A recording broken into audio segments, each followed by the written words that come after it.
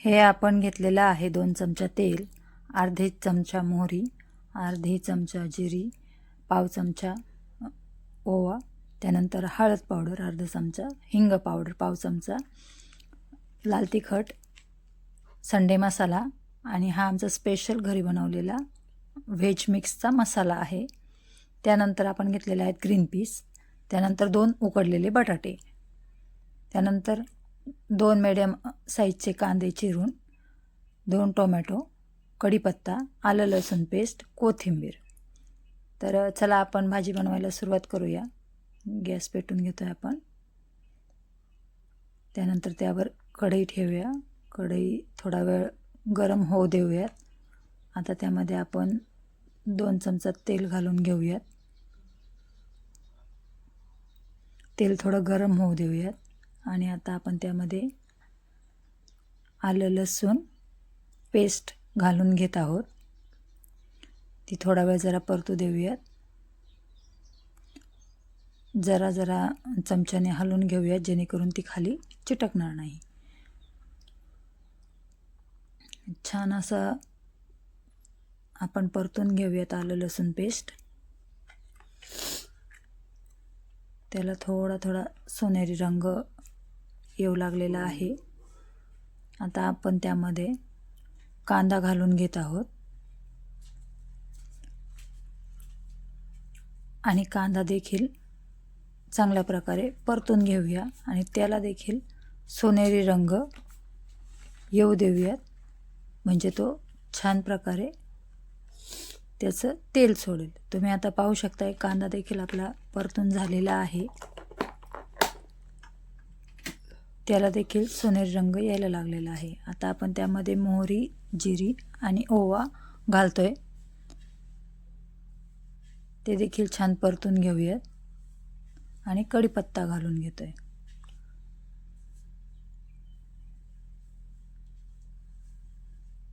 हे सर्व घेतलेलं साहित्य आता छान प्रकारे मिक्स करून घेऊया आणि एक साधारण 2 ते 3 मिनिटं मंद आचेवर परतू देऊयात।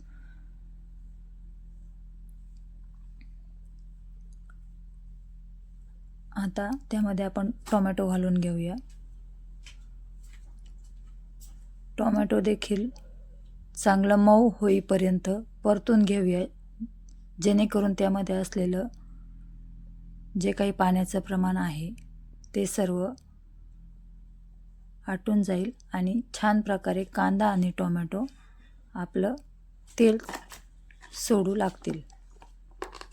पाहू शकता तुम्ही त्यांनी छान प्रकारे तेल सोडलेलं आहे। आता आपण जे काही मसाले घेतले होते ते त्यामध्ये घालून घेऊया। एक एक करून मसाले घालून घेत आहोत आपण।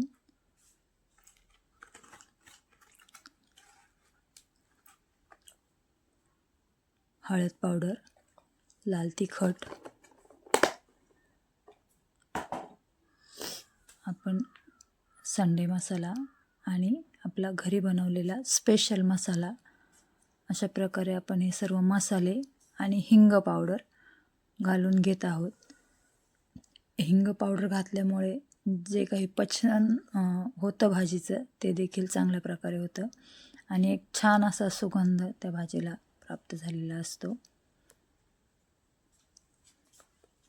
सर्व मसाले व्यवस्थित मिक्स करून घेऊयात आणि साधारण 1 ते 2 मिनिटं आपण परतून देऊयात हा सर्व मसाला।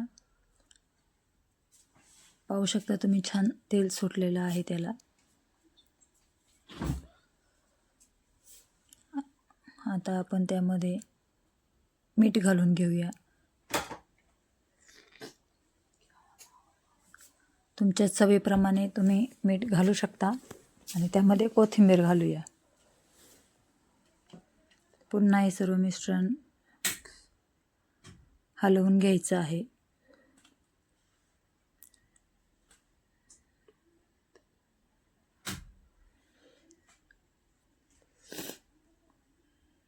छान असं एकजीव हे मिश्रण झालेलं आहे।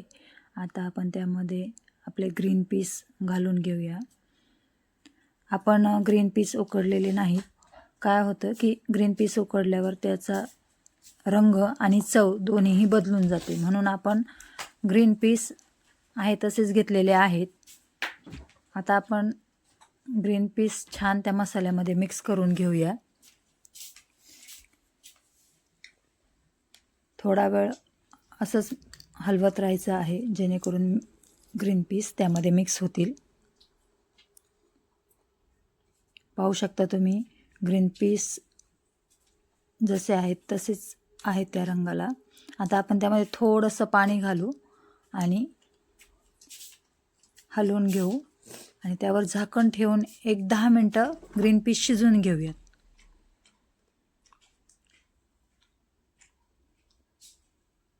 पाहू शकता तुम्ही आपले ग्रीन पीसचा कलर जसा आहे तसाच आहे. आता आपले ग्रीन पीस शिजले आहेत का आपण ते पाहूया. 10 मिनटं झालेली आहेत.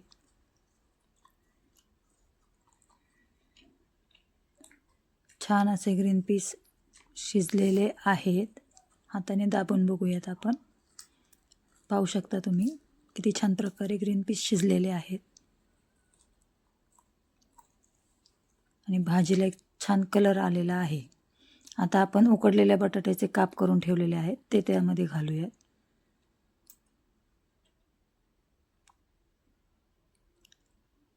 आणि इकडं दुसऱ्या गॅसवर थोडंसं गरम पाणी करायला ठेवलेलं आहे. काय होतं की ज्या वेळेला आपण थंड पाणी किंवा नॉर्मल पाणी त्यामध्ये भाजीमध्ये टाकतो त्यावेळेला त्याची चव बिघडून गेलेली असते.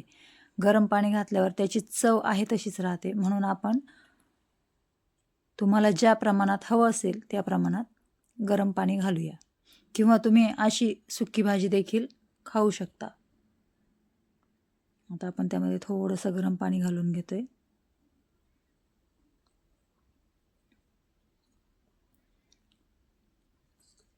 सर्व मिश्रण मिक्स करून घेऊया. छान प्रकारे सर्व मिश्रण मिक्स झालेलं आहे.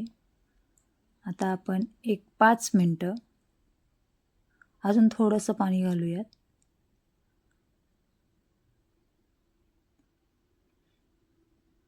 छान असा भाजीला कलर आलेला आहे आणि आपली भाजी ही जास्त घट्टही नाही आणि जास्त पातळही नाही, अशा स्वरूपात झालेली आहे. एक 5 ते 7 मिनटं भाजी गॅसवरच मध्यम आचेवर ठेवूया. पाहू शकता तुम्ही आपली भाजी किती छान प्रकारे तयार झालेली आहे. तिचा रंग देखील खूप छान प्रकारे आलेला आहे.